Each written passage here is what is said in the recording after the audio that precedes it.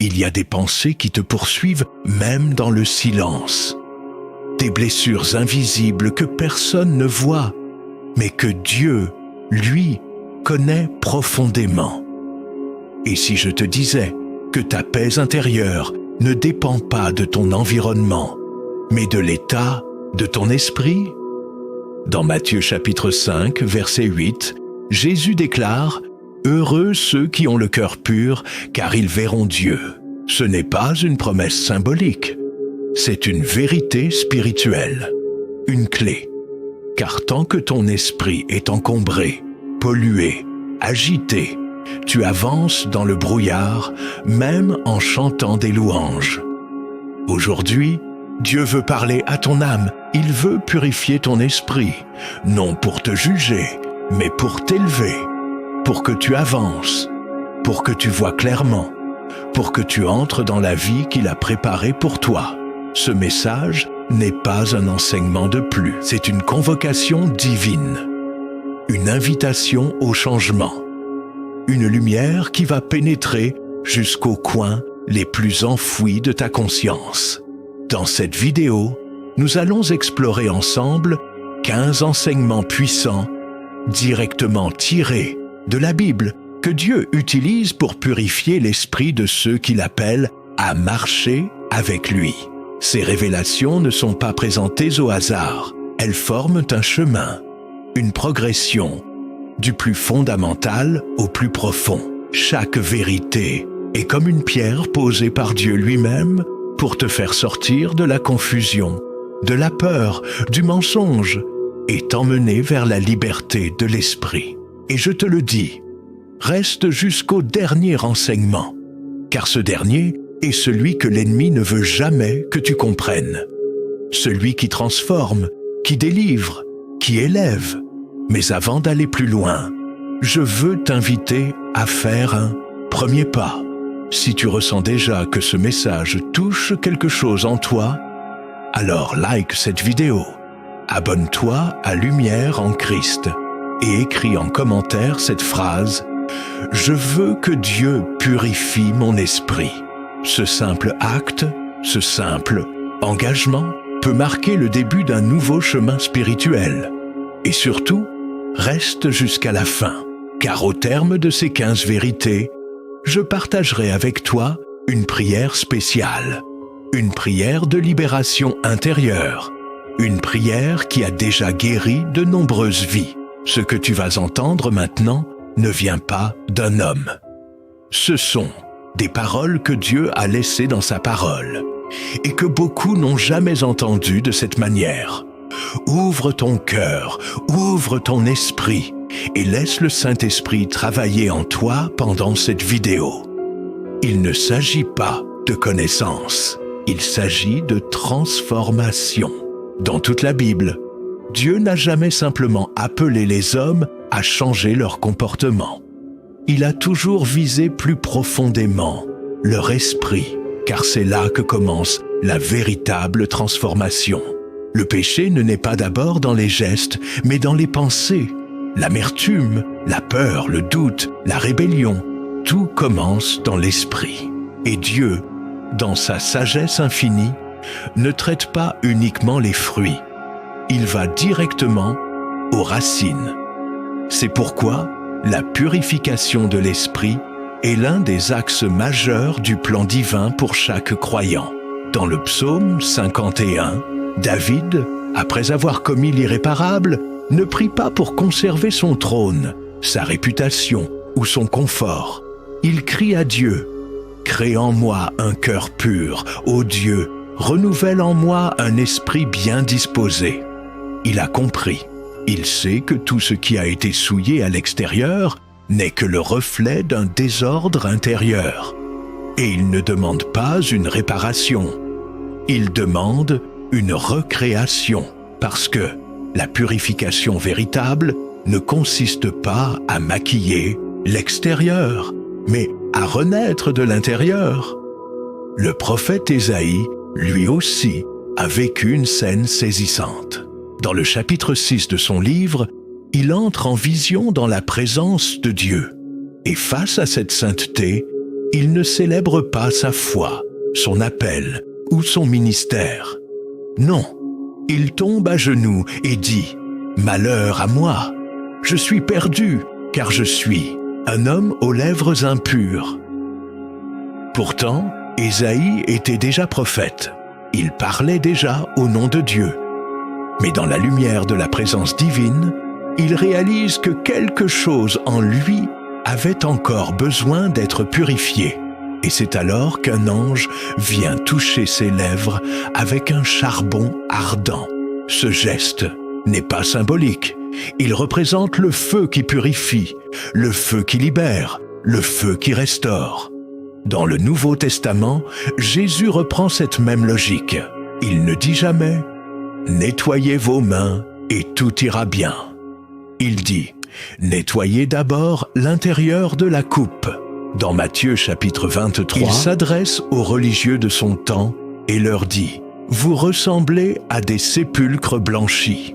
À l'extérieur, vous paraissez beaux, mais à l'intérieur, vous êtes plein d'ossements. Le message est clair. Tant que l'esprit est malade, aucune façade ne suffit. Dieu veut un peuple pur, mais pas selon l'apparence. Il veut des cœurs lavés, des pensées renouvelées, des esprits alignés avec sa vérité. L'apôtre Paul, dans Romains chapitre 12, va encore plus loin. Il exhorte les croyants à ne pas se conformer au siècle présent, mais à être transformés. Comment ? Par le renouvellement de l'intelligence. Ce mot « intelligence » vient du grec « nous », qui signifie l'esprit, la pensée profonde, le centre de la conscience. Paul ne parle pas d'un simple changement de mentalité, mais d'une métamorphose intérieure, où l'Esprit de Dieu vient recoder nos pensées, déprogrammer les schémas du monde et insérer en nous la pensée du Christ. Et pourtant, dans notre génération, cette vérité est presque absente. On parle de prospérité, de destin, de réussite, mais rarement de purification de l'esprit. Pourquoi ? Parce que cela demande de faire face à soi-même. Cela demande du silence, de l'humilité, de l'introspection. Cela demande d'ouvrir à Dieu les portes que nous avons verrouillées depuis l'enfance. Et beaucoup préfèrent une bénédiction superficielle à une guérison intérieure. Mais Dieu ne bénit pas ce qu'il n'a pas purifié. Il ne construit pas sur un terrain souillé. Il commence toujours par nettoyer, par enlever, par briser parfois ce que nous avons érigé sans lui. La purification de l'esprit est donc un acte d'amour. Ce n'est pas un jugement, mais une délivrance. Dieu veut libérer ton esprit des chaînes invisibles. La peur du rejet, les souvenirs d'abus, les pensées de condamnation, les idées fausses sur toi-même ou sur lui. Et pour cela, il utilise sa parole comme une épée, son esprit comme un feu et sa présence comme une lumière. Il ne te demande pas d'être parfait, il te demande d'être disponible. C'est ce que nous allons vivre ensemble dans les prochaines minutes. Tu vas découvrir 15 enseignements tirés des Écritures que Dieu utilise pour purifier l'esprit. 15 clés, ordonnées avec sagesse, qui vont te guider vers une paix intérieure plus profonde, une clarté mentale nouvelle et une communion plus intime avec le Père. Prépare-toi, car ce que Dieu s'apprête à déposer en toi ne sera pas une simple information. Ce sera une transformation. Premier enseignement. Dieu commence toujours par la lumière. Dès le commencement, dans Genèse chapitre 1, verset 3, Dieu dit « Que la lumière soit ». Avant même de former la terre, il éclaire le vide. Il ne commence pas par corriger, mais par révéler. C'est ainsi qu'il agit encore aujourd'hui dans l'esprit de ses enfants. Il vient poser sa lumière sur ce que nous avons ignoré, minimisé ou enfoui. La purification commence par une lumière douce mais implacable, qui te montre ce que tu ne voulais plus voir, non pour te condamner, mais pour te libérer. Deuxième enseignement. La parole de Dieu lave ce que l'homme ne peut atteindre. Dans Jean chapitre 15, verset 3, Jésus dit à ses disciples, « Déjà vous êtes purs, à cause de la parole que je vous ai annoncée. » Pas un simple texte. La parole de Dieu est une eau vivante. Elle descend au plus profond de ton être, là où les blessures se sont transformées en mensonges. Elle ne te juge pas, elle t'éclaire, elle te lave, elle te réorganise intérieurement. Plus tu l'écoutes avec foi, plus elle agit. Même en silence, elle travaille. Troisième enseignement, le feu du Saint-Esprit consume les impuretés profondes. Dans Ésaïe chapitre 6, le prophète voit un ange toucher ses lèvres avec un charbon ardent. Ce feu, c'est l'image du Saint-Esprit qui vient consumer ce qui est incompatible avec la gloire de Dieu. Tu peux prier, jeûner, servir, mais si l'orgueil, l'envie ou la rancune sont encore là, le feu viendra. Pas pour te détruire, mais pour te libérer de ce que tu as appris à tolérer. Dieu ne partage pas son trône avec les résidus de l'ancien toi. Quatrième enseignement. La repentance ouvre la porte au travail divin. David l'a compris lorsqu'il a crié dans le psaume 51. « Crée en moi un cœur pur, ô Dieu !» Il ne cherchait pas à se justifier, mais à être transformé. Trop de croyants veulent le pardon sans la purification. Mais Dieu ne purifie que ce qu'on lui confie. La repentance n'est pas un moment émotionnel. C'est une porte ouverte que l'on laisse à Dieu pour qu'il entre dans notre esprit et le répare. Cinquième enseignement. Le pardon débloque la circulation de l'esprit. Dans Matthieu chapitre 6, verset 14, Jésus dit « Si vous pardonnez aux hommes leurs offenses, votre Père céleste vous pardonnera aussi. » Un esprit qui garde l'offense devient un terrain fermé. Beaucoup cherchent la paix, mais refusent de pardonner. Et cela empêche l'Esprit de Dieu d'agir pleinement. Le pardon, même silencieux, même incompris, est un acte de puissance spirituelle. Il libère l'espace intérieur que Dieu attend pour y poser sa paix. Sixième enseignement. L'humilité attire la grâce qui transforme. Jacques chapitre 4 verset 6 déclare « Dieu résiste aux orgueilleux, mais il fait grâce aux humbles. » L'esprit orgueilleux est bruyant, agité, fermé.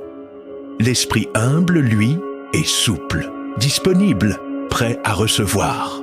Dieu ne peut remplir que ce qui s'abaisse. Tant que tu te crois capable de tout porter seul, il attend. Mais dès que tu dis « Seigneur, je ne peux plus, viens », alors son esprit descend et commence à purifier ce que tu n'arrivais même plus à identifier. Septième enseignement. Le Saint-Esprit ne condamne pas, il révèle. Dans Jean chapitre 16, verset 8, Jésus explique que l'Esprit convaincra le monde en ce qui concerne le péché, la justice et le jugement. Mais cette conviction n'est pas une accusation, c'est une lumière. Le Saint-Esprit ne te montre pas tes fautes pour te rabaisser, mais pour t'élever.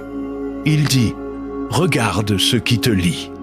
Maintenant, laisse-moi t'en libérer. » Il ne frappe pas, il révèle, il attire, il façonne. Nous venons d'explorer 7 fondements puissants. 7 vérités qui, si elles sont méditées, peuvent déjà bouleverser ton quotidien. Mais ce n'est que le début, car les 8 enseignements suivants vont plus loin. Ils touchent des zones encore plus profondes, des zones où Dieu agit dans le silence, dans la nuit, dans l'attente. Reste concentré, car ce que nous allons voir est réservé à ceux qui veulent aller jusqu'au bout du processus divin. 8e enseignement. Dieu utilise l'épreuve comme révélateur intérieur Dans Deutéronome chapitre 8, verset 2, Dieu dit à Israël, « Je t'ai fait passer par le désert pour t'éprouver et savoir ce qu'il y avait dans ton cœur. » L'épreuve n'est jamais le fruit du hasard. C'est un miroir. Quand tu perds, quand tu doutes, quand tu es seul, ce qui est caché en toi remonte, non pour t'écraser, mais pour que tu le vois avec les yeux de Dieu. L'épreuve est une lumière déguisée. Elle te montre ce que la paix t'a appris à dissimuler. Et Dieu s'en sert pour purifier, corriger, réaligner. 9e enseignement. Le silence de Dieu est parfois une salle d'opération. Dans le livre de Job, Dieu se tait pendant de longs chapitres. Et ce silence n'est pas une punition, c'est une intervention.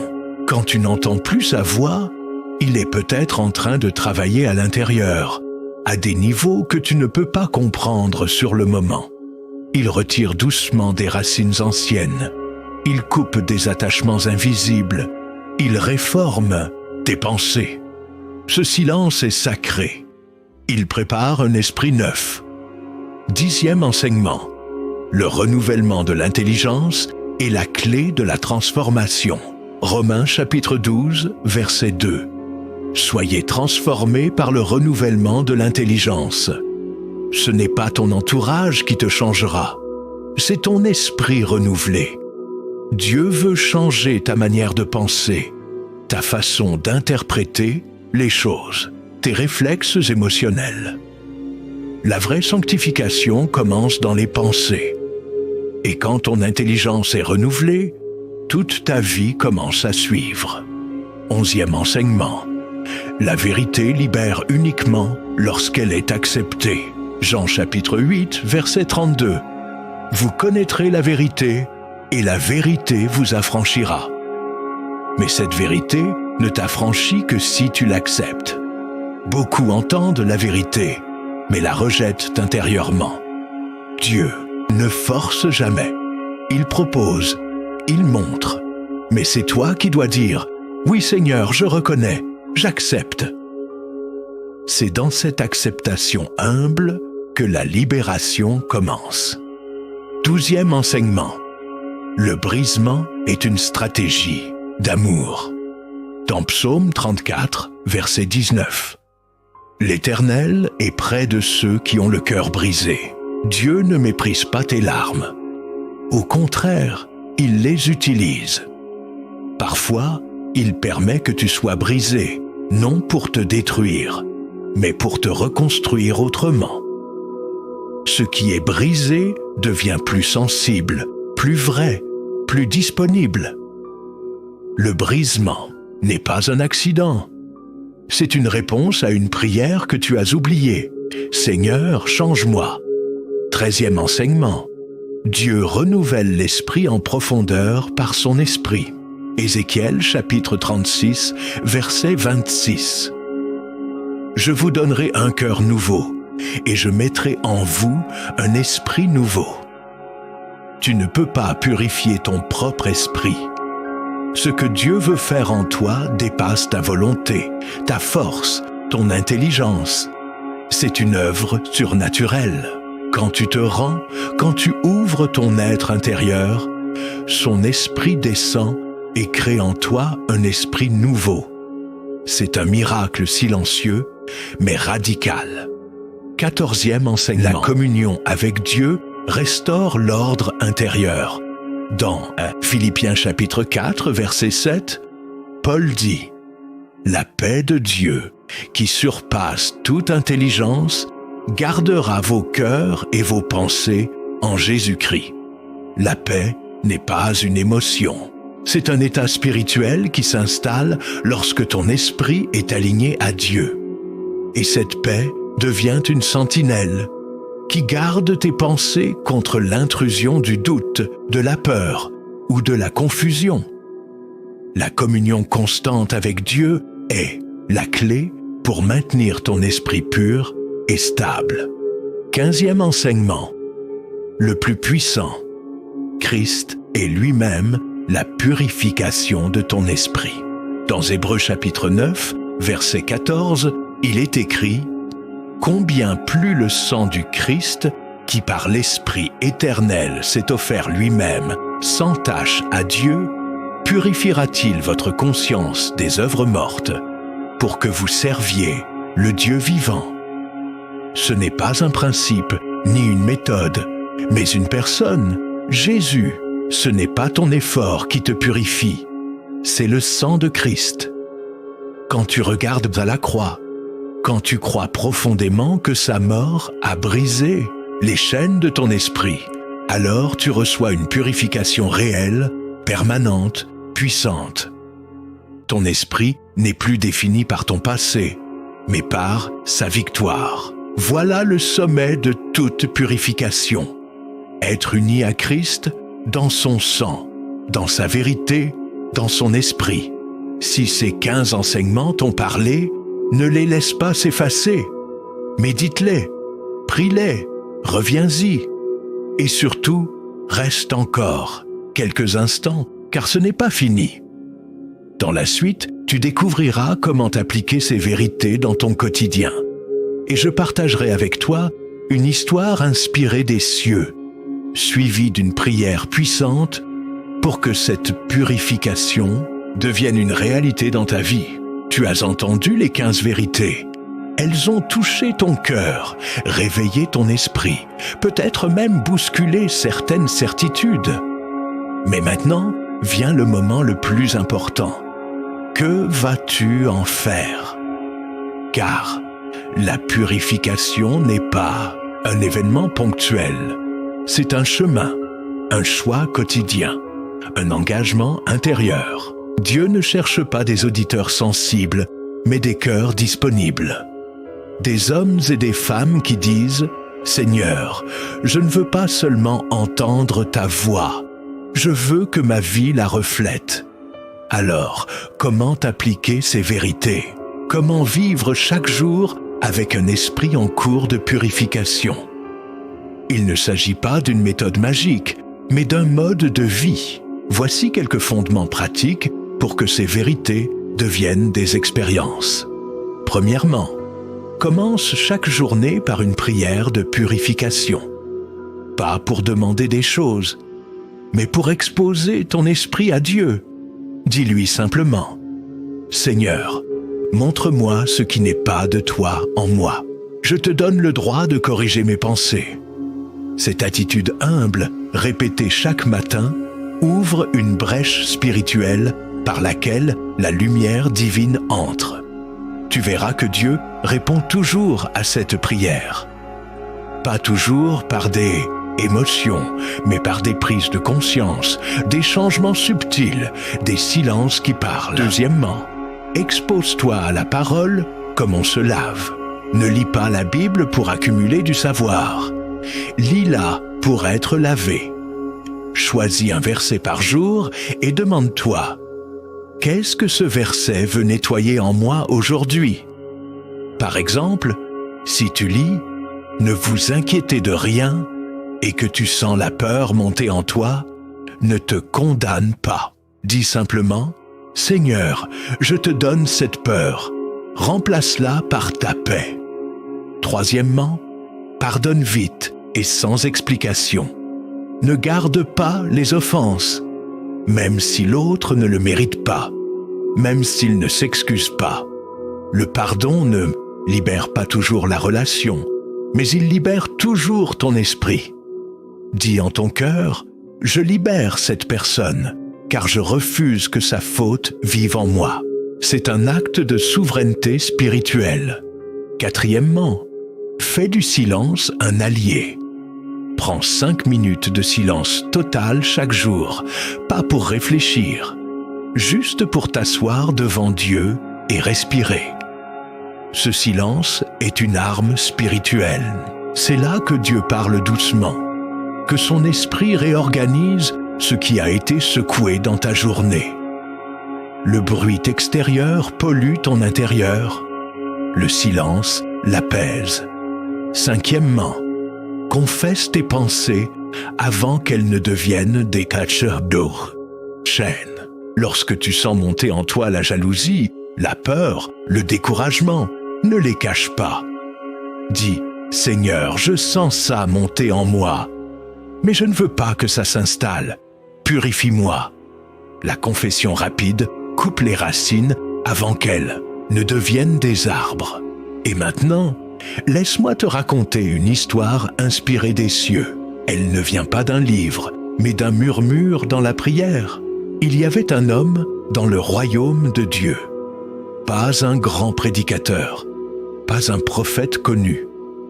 Juste un homme simple qui priait chaque matin. « Seigneur, je ne veux pas t'impressionner, je veux juste te ressembler. » Et chaque jour, Dieu lui montrait une zone de son cœur à purifier. Une colère d'enfance, une peur enfouie, une habitude toxique. L'homme ne résistait pas. Il ouvrait, il déposait, il obéissait. Et dans le monde invisible, son esprit devenait de plus en plus clair. Les anges le voyaient comme une flamme pure, alors que sur terre, il passait inaperçu. Un jour, Jésus lui apparut en rêve et lui dit « Beaucoup veulent me servir avec leur bouche. Toi, tu m'as laissé entrer dans tes pensées. C'est là que commence le vrai royaume. Toi aussi, tu peux être cet homme ou cette femme. Tu n'as pas besoin d'être parfait. Tu as seulement besoin d'être vrai et de dire « Seigneur, purifie-moi jour après jour. Je ne veux pas rester le même. » Car Dieu ne cherche pas des statues. Il cherche des cœurs en mouvement, des esprits disposés. Et il est fidèle. Si tu lui donnes accès, il travaillera, il purifiera, il transformera, pas en un jour, mais chaque jour, jusqu'à ce que ton esprit soit en paix, en clarté, en vérité. N'oublie jamais, ce que Dieu commence, il l'achève. Si aujourd'hui tu ouvres la porte, le processus lancé, et rien ni personne ne pourra l'arrêter, sauf toi. Alors choisis la lumière, choisis la vérité, choisis la purification. Tu es arrivé jusqu'ici, et ce n'est pas un hasard. Cela signifie que ton cœur cherche plus que de simples paroles, plus que de belles émotions. Tu cherches une transformation réelle, durable, profonde. Et cette transformation commence par l'esprit. Tu sais maintenant que Dieu ne regarde pas ton apparence, ni tes œuvres extérieures, mais ce qui se passe dans le sanctuaire intérieur de tes pensées, de tes décisions, de tes combats secrets. Et c'est précisément là qu'il veut agir. Souviens-toi de ce que tu as entendu aujourd'hui. 15 vérités puissantes, chacune comme une clé divine, un éclairage venu du ciel pour te conduire vers la liberté intérieure. Ce ne sont pas des idées, ce sont des armes, des fondements, des révélations. Elles t'ont été confiées pour que tu marches avec autorité dans un monde troublé, pour que tu sois lumière au milieu des ténèbres, paix au milieu du chaos, discernement au milieu du mensonge. Mais ne garde pas cela pour toi. Mets ces enseignements en pratique. Choisis chaque jour de prier pour que Dieu purifie ton esprit. Choisis de pardonner rapidement. Choisis de lire la parole comme on boit une eau qui purifie. Choisis d'exposer ton cœur à la lumière du Saint-Esprit. Et surtout, choisis de demeurer dans la présence de Jésus, car c'est lui, et lui seul, qui est la source de toute purification. Et maintenant, je veux prier pour toi. Là où tu es, ferme les yeux si tu peux, et écoute cette prière comme une déclaration que ton esprit reçoit. Seigneur, je te présente cette personne qui écoute en ce moment. Tu connais ses pensées, ses luttes, ses blessures invisibles. Tu sais ce qu'elle cache même à elle-même.